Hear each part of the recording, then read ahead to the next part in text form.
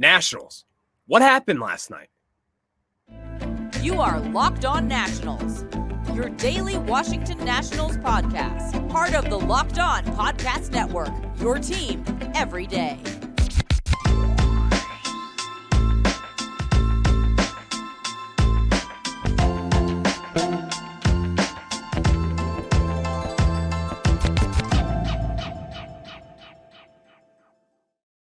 Today's episode is brought to you by GameTime. Download the GameTime app, create an account, and use code LOCKEDONMLB for $20 off your first purchase. Last-minute tickets, lowest price guaranteed with our friends over at GameTime, rather. And thank you guys for making Locked On Nationals your first listen every day, as we are free and available wherever you get your podcast. I'm your host, Ryan Clary. You can catch me over on Twitter at RyanClary11, as well as follow the show page at LO_Nationals. Later on in today's show, we will be previewing Game 2 of this Nationals-Rockies series, as, let's be honest, the Nationals, you got to win this series. You have to beat this team. We'll preview that game a little bit later on. Second segment, it is time to bring that discussion back to the table, and that is extending CJ Abrams. I'm going to discuss that and what the Nationals should do and take a little early look into this offseason, because I'm starting to believe the Nationals should and could extend CJ Abrams later on this season. But let's start off right here with last night's game. And as I said, what happened? What happened last night? I had a feeling that you just sweep the San Francisco Giants at home. We know this team's luck coming when you're playing at Nationals Park. This team, speaking of the Washington Nationals, is not good at home for whatever reason. You come off sweeping 3 straight games, winning all 3 convincingly against a very good team, which, oh, by the way, could be one of the best teams in all of baseball with the San Francisco Giants. And in Game 1 against the Colorado Rockies, one of the worst teams in Major League Baseball, they come in and they take over the house. What happened in last night's game? What happened? Simple as that. I try to think of this stuff. I try to think that I could look into this magic 8-ball and predict when the Nationals will win. I was caught off guard completely. Because you start off, Patrick Corbin didn't look all too bad yesterday. Patrick Corbin can't really get blamed for yesterday's performance, as he went 6 1/3 innings, giving up 5 earned runs. But even then, it's Patrick Corbin. Do you guys remember what we have gone through with Patrick Corbin so far? Do we remember all the bad times that we have had as his ERA is back up to a 5.01? This is not a good performance by any stretch of the imagination. But even then, the wheels just fell off it. Davey Martinez had to recognize this last night and say, he ain't got it tonight. But that didn't happen. And even then, what is your other option? What is the other option for this Nationals team? Because when you talk about bullpen guys, you know, I'm not a fan of this Nationals bullpen, and I don't really think anyone should be. Because it just, from what we have seen, from what they have proven to us over time, the bullpen's not good. But even then, when you're going against this really poor Colorado Rockies team, you lay an egg. And these are games that, when you're in this rebuild, if you're going to lose to, who knows, the San Diego Padres, if you're going to lose to the New York Yankees or the Los Angeles Dodgers, that's fine. They're the better team. But in this scenario, at home, coming off a sweep, you expect a little bit more. They dangled that carrot in front of us just enough to have a little bit of expectations for this team. And what did they do with it? Blew it up in our face. As, again, Patrick Corbin giving up 10 hits in 6 1/3 innings, giving up a home run, striking out 5, walking 2, and inflating his ERA back to a 5.01. We are now back to 2022 Patrick Corbin, and I am not here for it. I don't know what has to be done. Are there any better options? Who knows at this point? But from what I can tell, it's pretty blatantly obvious that this one thing has come true from yesterday. The thought that Patrick Corbin could be a commodity at this deadline, and I'm not saying people are going to be itching to trade for Patrick Corbin. That was never going to be the case. But a lot of people have kind of talked about how teams could utilize a Patrick Corbin out of the bullpen. Since when do you just put someone in the bullpen and it just magically works? Patrick Corbin at times, as you've seen over a few innings, has actually done well.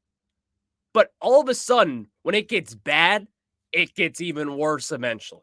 And that is something that we have all recognized when Patrick Corbin pitches. But even then with the offense, while, yeah, they put up a couple runs there, they looked decent as far as I'm concerned, it still wasn't enough for this team. And when you talk about the Nationals and what they've really struggled with so far this season, number one is the bullpen. The bullpen is not good. Number two is getting runners in scoring position, as this Nationals team has not been able to score all year long. And it has been the common theme of the 2023 Nationals. For some weird reason, it just seems as if this team cannot click at once for an entirety over a series. It seemed that way against the San Francisco Giants, and we were talking about how this team's going to be better, and it was how surprising it was to get that first sweep since mid-June of 2021. But now you look at it, and it's a gut punch. You think about this team and what they could have been, what they could have done just after one game against the Colorado Rockies. A gut punch, to say the least. This is a team that you need to beat. This is a team that's been in a rebuild for what seems like 15 plus years. You got to beat the Colorado Rockies, because in my mind, they're the worst franchise in all of baseball. And the Nationals could come up tonight with Trevor Williams on the bump, and they could look amazing, and I will feel a lot better. But you lay an egg in game one. You give up all those runs. You give up so much after looking so good for 3 straight days for the first time in who knows how long. But you laid an egg in game one against a team that you so desperately need to beat. Just because this Nationals team hasn't put it all together at any one point this season doesn't mean they can't. Because at times you see the bullpen, when you have a full, healthy bullpen with Kyle Finnegan and Hunter Harvey and Carl Edwards Jr. and Jordan Weems when he was pitching well. But that's not the case. But even then with the offense, when the offense is clicking, like Jeimer Candelario last night going 2 for 4 with 3 RBIs, having an 821 OPS now as we inch closer to this deadline. Jeimer Candelario, you were out of this picture, my friend. You were good yesterday. CJ Abrams, you added a double, you look good, and you had a run scored. You're fine. But when it comes to the others, Lane Thomas, 0 for 3 in yesterday's game. And listen, when you have the numbers of Lane Thomas, you're not going to be called to the principal's office all too often. But when you have the production that he has had this season and the way that we bantered for him to make the All-Star game, you better show up against the Colorado Rockies. And that did not happen last night. It did not happen for any stretch of the imagination. Joey Meneses going 0 for 3. 0 for 3 in yesterday's ball game after having a really tough stretch as he got a stock down in yesterday's stock report because of the poor hitting. But now you look at it. Game 1, 0 for 3. Keibert Ruiz added 2 hits. That was fine. A run scored and an RBI. You're looking good. You're doing a lot better. Dominic Smith, 0 for 3. Corey Dickerson, I never want to see you again. Never. This Nationals team is better off when it comes to someone else in that department. I like Corey Dickerson. I like the veteran signing. I like getting that guy who could bounce back and who could be a trade asset come this deadline. And it was looking like Corey Dickerson could have been a trade asset. But at this moment in time, the power's gone away. And what really, he's not so great in the outfield either. So when you talk about these guys, when you talk about this rebuild, when you are given a win, if you are given the opportunity to play the Rockies coming off a sweep for the first time in over 2 years, I expect a little bit better. And that's what we did not get from this Nationals team in last night's ball game. Thank you guys for making Locked On Nats your first listen every day. The Nationals play the Rockies again tonight at 7:05 Eastern Time. Trevor Williams is on the bump. You're going to want to catch every pitch of the Nationals hometown broadcast with SiriusXM on the SXM app. Just search Nationals there. And now I really want to talk about this because CJ Abrams did have a double in yesterday's ball game, looked good, scored a run. So now it's time to bring back the conversation, and that is extend CJ Abrams this very second. I'm going to go a little further on that, but before we do that, I've got to tell you guys about our friends over at GameTime. And guys, when I talk about GameTime, I want you guys to feel the rush that I do, because buying tickets to your favorite events should not be stressful, and GameTime is a fast and easy way to buy tickets for all the sports, music, comedy, and theater near you. With killer deals on last-minute tickets and the best price guaranteed, you can stop stressing over the tickets and start getting hyped for the fun that you'll have. They have flash deals and last-minute tickets and easy to find and buy tickets for every kind of event in your area. And my personal favorite, you can see exactly where you're sitting to see if there's any obstructed view, or really if you can see the scoreboard. Maybe you know some seats at Nationals Park, you can't always see the scoreboard. Well, with GameTime, you can have all of that covered and much, much more. Snag the tickets without the stress with GameTime. Download the GameTime app and create an account and use code LOCKEDONMLB for $20 off your first purchase. Terms apply again. Create an account and redeem code LOCKEDONMLB for $20 off. Download GameTime today. Last minute tickets, lowest price, guaranteed. Now let's get back into it, as this is a conversation I've been wanting to have for so long over this CJ Abrams hot streak, and it's time to bring it up right here and right now. The Nationals have to get on this at the beginning, and I think they could and probably should extend CJ Abrams immediately, because what the 22-year-old shortstop has shown us, one, he's already starting to learn, and he's already starting to grow and mature as a player. You've seen the mistakes early on in this season to where we all kind of thought to ourselves, this guy is a stud defensive shortstop. At least that's what they promised us. We all kind of saw those mistakes, and if you weren't lying just a little bit, were we not thinking maybe this guy isn't as great of a shortstop as we all thought? He has shut those conversations up real damn quick, because all CJ Abrams has done, even during this hot streak at the plate, is play solid defense. And even then, when you talk about shortstop, especially in today's game now where you can't really shift anymore, you can't at all, in fact, you're going to need some range to make up some room there.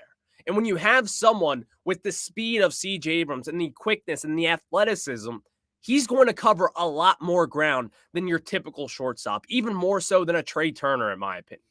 That is the type of speed and the athleticism that CJ Abrams has, and the instincts that he has in his game that are just simply unteachable. This isn't something that you can just grow on trees. When you talk about the athleticism and the different things that CJ Abrams does, you can't tell me that this guy has the ability to be one of the game's better shortstops. Because let me reiterate this fact that I think people just don't talk about enough. He's 22 years old. And not only that, he missed a year of development back in 2020 with the missed COVID season. 2021, he dealt with injuries. 2022, Fernando Tatis, that fiasco that they had to deal with in the first half of the season. CJ gets called up really early and really prematurely as a 21-year-old who's only played in about 100 or so games in the minor leagues. He got the call up way too early and got thrown right into the action and struggled immensely. But if you ask Padres fans now, the player that they miss most from that trade is CJ Abrams, because they always believed in him. AJ Preller, even in fact, I guarantee you he's the one saying, damn, I miss that guy. You couldn't make the case for James Wood yet, but he's not in the majors, just so. But when you're talking about guys that the Padres would have been like, I wish I could have that guy right now, I think it would be CJ. Just because of the versatility that this guy brings to the table. It's unlike any other. And when you talk about someone who is learning on the job, that is CJ. That is CJ right here, right now. And as he continues to grow, as he continues to mature, I think he's only going to get better. And I think we've already starting to see that over the course of the last few weeks. As again, in his last 39 games, really since the beginning of June, what CJ has done is turn his career, not his career, but his season around in total.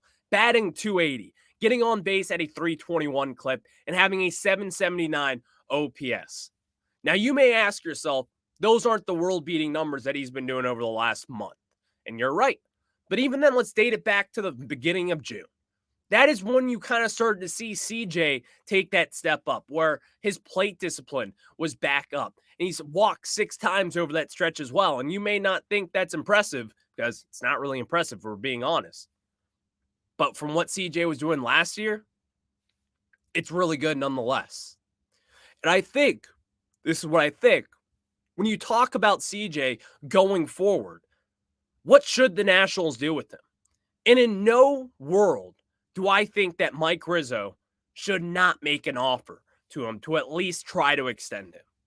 And some people may think that is way too early to extend this guy. Listen, the player have never won a deal that they signed this early in their career. Keibert Ruiz, we all know the contract that he signed this last offseason. Let me ask you guys this. From what Keibert Ruiz has done, if you look at the numbers and you see the contract extension, was he worthy of that contract? I know what some of you might say, and it's probably no. But he has absolutely been worth it for the sole fact that what this guy could turn into. That is what you pay them. You don't pay them for what they have been. You pay them for what they could be. And I think that's what a lot of people get lost in this when you talk about extending someone, especially at the young age of 22 years old. The Braves have mastered this. When you talk about Ronald Acuna, Ozzie Albies, and all those guys that they've extended at such young ages, Michael Harris just last season, they're not paying them for what they did. They're paying them for what they will be. And they've gotten ahead of this, and that is also why a lot of their clients aren't Scott Boras clients. Now, some people may say that's strategy. Some people may just say that's luck. I don't know. I'm willing to bet at some point in their career, they probably said, let's cut back on the Scott Boras clients, and it seemed to work pretty well for them. But that's not to be discouraged by Scott Boras clients, because CJ Abrams is not represented by him. He's represented by Rock Nation, owned by Jay-Z, I believe. I'm 99% sure that is the same exact company run by Jay-Z. So when you talk about CJ, you may ask yourself, well, what would an extension look like? What would it look like at this moment in time? If you were to go into this offseason, hand him that contract offer and say, here you go, kid, what would it look like? Well, from what I know, I'm not an expert. I'm not a GM. All I do is I like to talk baseball, and I like to follow baseball, and I like the numbers. I think CJ Abrams at this moment in time could demand a contract of somewhere around 8 years and $150 million. You may ask yourself, where'd you get those numbers from? Well, at this moment in time, if CJ Abrams were to actually get that deal done, he'd be around the 10th highest paid shortstop at 18.75 AAV per season. That is a good deal for CJ. That is a good deal for the Nationals.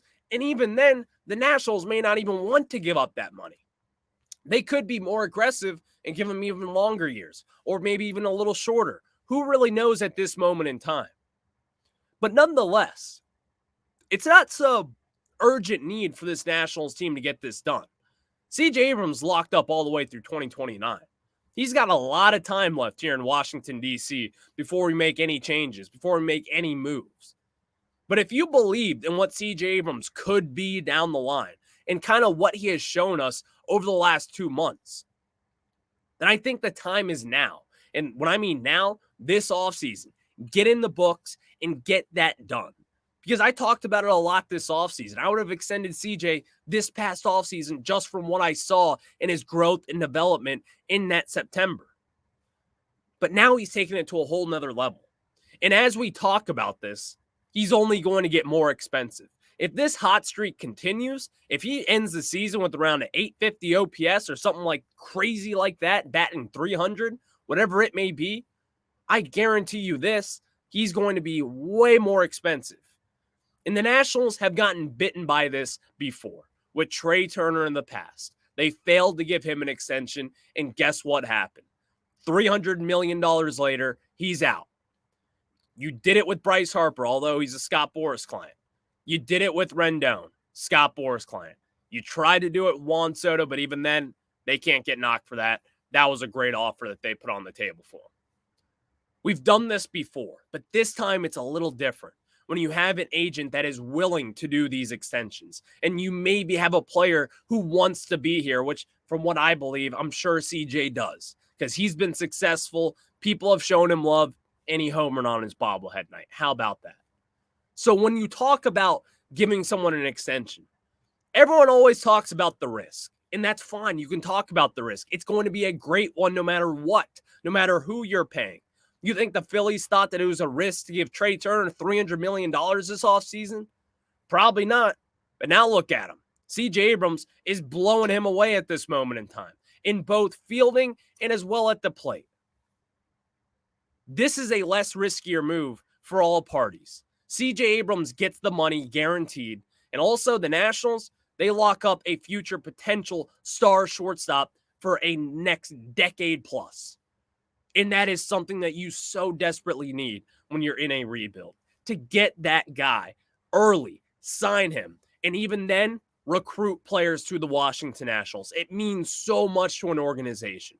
Because if you were to tell me the Atlanta Braves and what they have done with getting all these guys locked up, the players may not love it at the end of the day, but you're getting that money up front, and it's all guaranteed. And also, it gives you room to grow and room to pay other guys like a CJ Abrams, because the prospects are coming for the Nationals. You may not see them, you may not want to follow them, but I'm going to talk about them, and I'll continue to talk about them because they're coming, and they're coming in hot.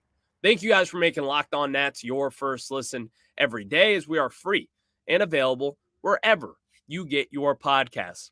The Nationals play the Rockies tonight at 7:05 Eastern Time. You can catch every pitch of the Nationals' hometown broadcast with SiriusXM on the SXM app. Just search Nationals there. And guys, now it is time to preview Game 3 of this Colorado Rockies series, or Game 2, rather, of this Colorado Rockies series. I'm going to tell you guys about that and really what to expect in tonight's ball game after this.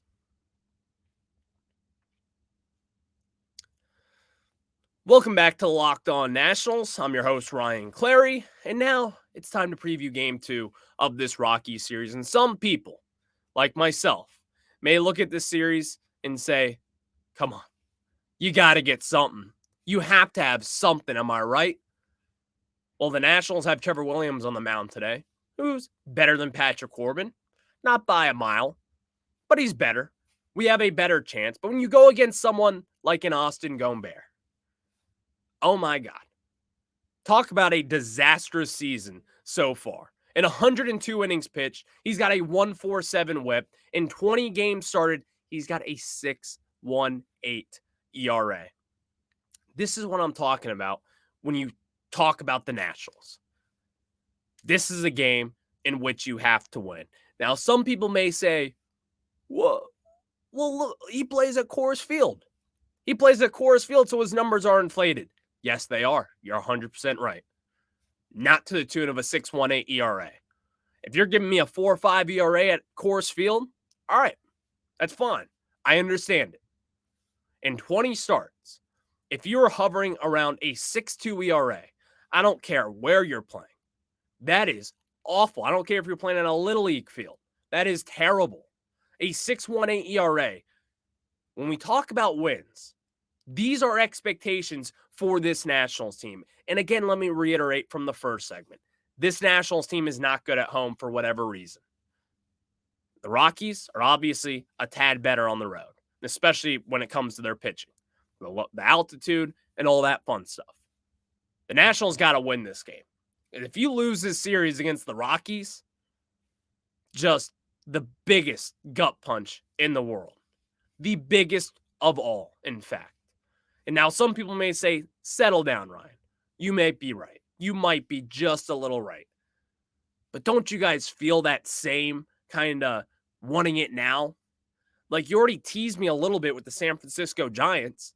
So what do I expect for you against one of the worst teams in baseball, one of the worst organizations in baseball? I expect you to win. And I expect you to beat someone who's got a 6.18 ERA. It's as simple as that. Simple. This is not rocket science. This is a pitcher that has struggled over the course of this season at every stop and every destination. And now today at Half Street, Nationals Park, South Capitol Street, whatever it is, you got to win. And you got to do it handily because this Nationals team with Trevor Williams on the bump, please just get it done for us. Make our day easier.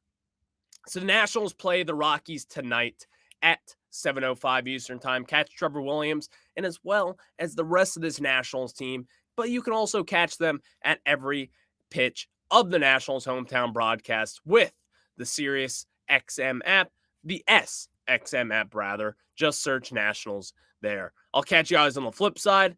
It's a good show today, and always remember, extend CJ Abrams.